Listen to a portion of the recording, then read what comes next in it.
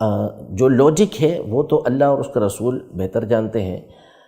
علماء نے جو حدیث پاک کی شرح کے اندر تشریح کرتے ہوئے احادیث طیبہ کی روشنی میں وجہ بیان کی ہے وہ یہ ہے کہ حدیث پاک کے مطابق روزے جو ہوتے ہیں آدمی کے، یہ زمین و آسمان کے درمیان معلق ہوتے ہیں، لٹکے ہوئے ہوتے ہیں، جب تک کہ بندہ صدقہ فطر ادا نہ کر دے۔ جب وہ صدقہ فطر ادا کرتا ہے تو پھر یہ مقبول ہوتے ہیں۔ تو چونکہ اللہ پاک نے اسے مقرر کیا ہوا ہے صدقہ فطر کو، تو اس لیے روزوں کی قبولیت کے لیے بھی یہ صدقہ فطر ہے۔ یوں ہی روزے کے اندر جو کمی کوتاہی واقع ہوئی ہے،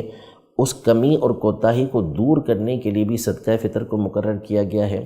اسی طرح تیسری وجہ علماء نے یہ بیان کی کہ صدقہ فطر جب ہم دیں گے تو چونکہ غرباء کو دیا جاتا ہے، مساکین کو دیا جاتا ہے،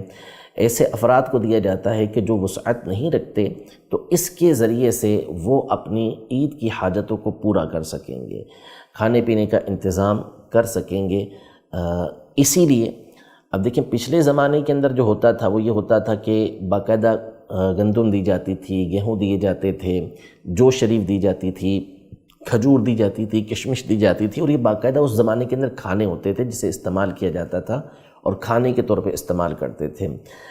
لیکن ظاہر ہے کہ زمانہ تبدیل ہوتا گیا، لوگوں کی حاجتیں تبدیل ہوتی گئی اور مختلف قسم کی ضروریات یہ بڑھتی گئیں، تو اب دو چیزوں کو پیش نظر رکھنا چاہیے کہ یہ چیزیں اگرچہ دے سکتے ہیں، لیکن اس میں بہتر یہ ہوتا ہے کہ اس کی رقم دی جائے تاکہ اس کے ذریعے سے لوگ اپنی حاجتوں کو پورا کریں۔ دوسرا، حاجت کو دیکھیں کہ اس زمانے کے اندر حاجت کیا بندے کی 320 کے اندر پوری ہو جائے گی؟ تو جو شریعت نے حکم دیا ہے اس کے مطابق ہم 320 روپے کم از کم بھی ادا کر لیں گے اس سال میں، تو یعنی جو 1444 سنہ ہجری جو ہے، اس میں 320 روپے ہم نے ادا کیے پاکستان کے اندر، تو ہمارا صدقہ فطر ادا ہو جائے گا۔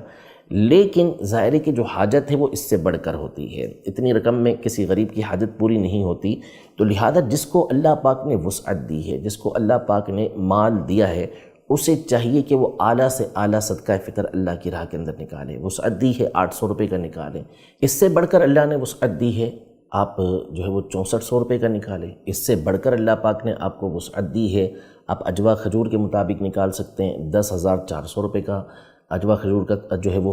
صدقہ فطر بنتا ہے، وہ آپ ادا کیجئے تاکہ حاجتیں پوری ہو سکیں۔ تو انشاءاللہ تبارک و تعالیٰ اس سے حاجتیں پوری ہوں گی، ہمارے روزے کے اندر جو کمی واقع ہوئی ہوگی وہ بھی دور ہوگی، اور روزے ہمارے اللہ کی بارگاہ میں مقبول ہوں گے۔